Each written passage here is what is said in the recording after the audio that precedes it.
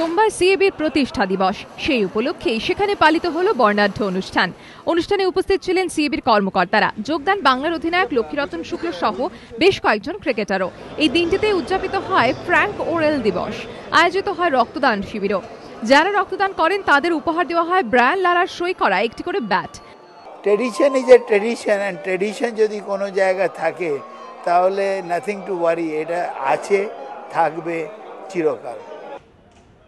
রঞ্জি ট্রফির পর বঙ্গ ব্রিগেডের পাখির চোখ এখন ঘরোয়া একদিনের লিগ। সেদিকে নজর রেখে খুব শীঘ্র প্র্যাকটিস শুরু করবে তারা। খুব ভালো মনে হচ্ছে, আমরা একটা খুব ভালো প্লেয়ার ব্যাক করবে আর টিম আরও স্ট্রং হবে। আর এটাই আছে কি এখন সামনে ক্লাবের কিছু ইম্পর্টেন্ট খেলা আছে আমাদের, ওটা খেলতে হবে, ওটা খেললে ভালো প্রিপারেশন হবে।